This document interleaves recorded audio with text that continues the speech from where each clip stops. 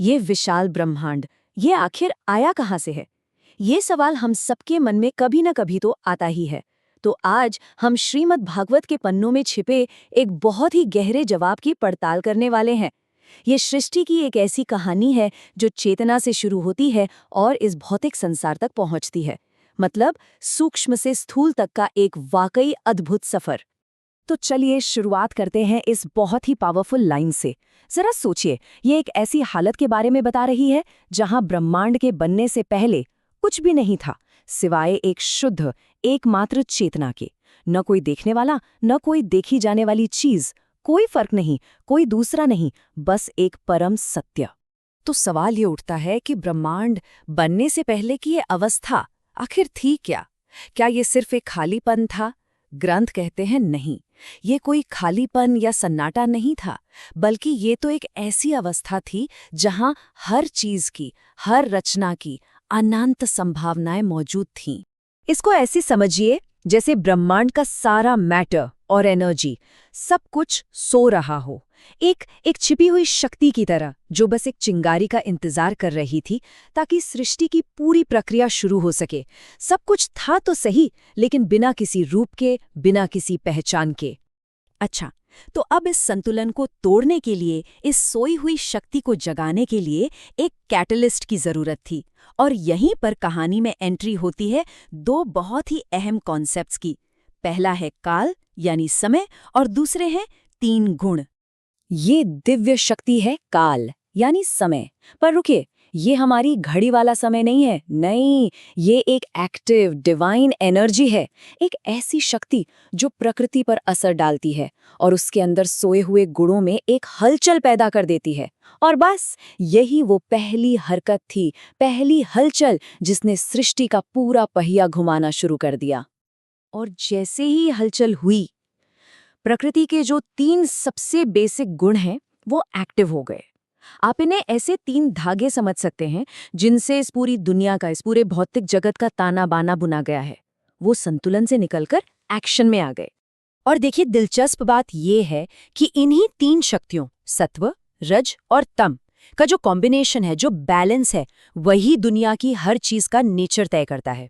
जहां सत्व ज्यादा है वहां शुद्धता, ज्ञान और शांति मिलेगी। जहां रज हावी है वहां एक्शन, पैशन और इच्छाएं हैं। और जहां तम है वहां जड़ता, अज्ञान और भ्रम। दुनिया में जितनी भी वैरायटी है ना, वो सब इन्हीं तीन गुणों के खेल से बनती है। ठीक है, तो अब जरा और गहराई में चलते हैं। देखते हैं कि ये जो तीन गुण हैं, ये शक्तियां ब्रह्मांड के असली बिल्डिंग ब्लॉक्स, जिन्हें तत्व कहा जाता है, उन्हें कैसे जन्म देती हैं। देखिए, ये जो क्रिएशन का प्रोसेस है ना, ये बड़ा सिस्टमैटिक है, स्टेप बाय स्टेप आगे बढ़ता है। इसकी शुरुआत होती है सबसे सूक्ष्म चीज से, यानी कॉस्मिक इंटेलिजेंस से, और फिर ये धीरे धीरे स्थूल यानी फिजिकल रियलिटी की तरफ बढ़ता है, बिल्कुल एक झरने की तरह, जहां पानी की हर बूंद अपने आप अगले लेवल पर जाती है। ठीक वैसे ही एक तत्व से दूसरा तत्व निकलता चला जाता है।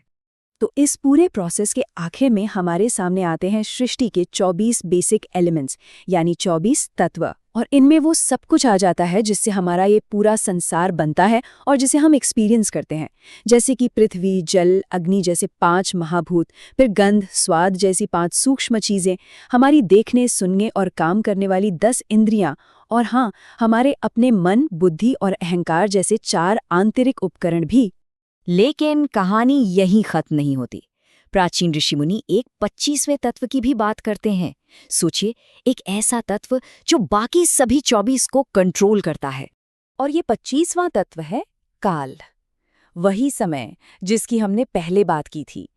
तो ये सिर्फ एक और एलिमेंट नहीं है, बल्कि ये वो सुप्रीम कंट्रोलर है जो बाकी सभी 24 तत्वों को भूत, वर्तमान और भविष्य के धागे में पिरोता है। श्रीमद् भागवत के अनुसार ये काल असल में परम चेतना की ही शक्ति है, वो शक्ति जिसके असर से ये पूरा ब्रह्मांड चल रहा है। लेकिन एक प्रॉब्लम थी, ये जो 24 तत्व बन तो गए थे, पर ये सब अलग अलग थे, बिखरे हुए।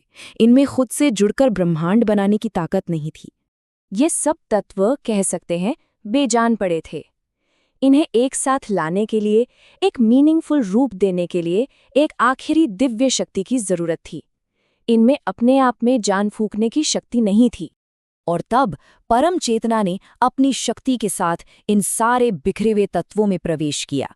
जैसे ही ऐसा हुआ, ये सब मिलकर एक सुनहरे ब्रह्मांडीय अंडे यानी ब्रह्मांड में बदल गए।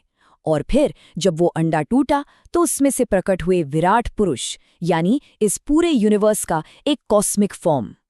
अब ये जो विराट पुरुष हैं वो असल में पूरे ब्रह्मांड का ही एक जीता जागता नक्शा है। बहुत ही शानदार कॉन्सेप्ट है ये।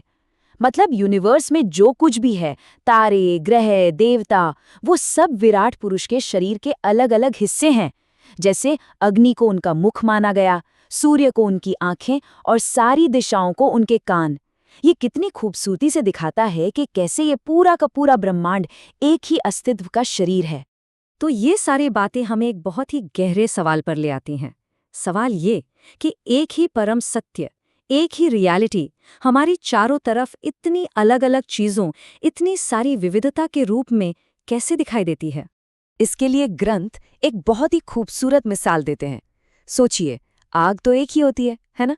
लेकिन जब वो अलग अलग तरह की लकड़ी में जलती है तो कहीं छोटी दिखती है, कहीं बड़ी, कहीं उसकी लौ का रंग अलग होता है। ठीक इसी तरह परम चेतना तो एक ही है, लेकिन जब वो अनगिनत शरीरों में आती है तो हमें अलग अलग जीव दिखाई देते हैं।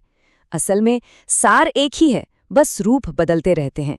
तो आखिर में ये हमें एक बहुत बड़ी सोच के साथ छोड़ जाता है।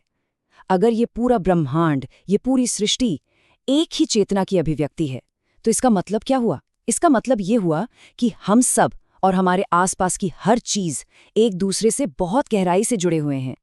हम सब एक ही दिव्य कहानी के, एक ही डिवाइन प्ले के किरदार हैं।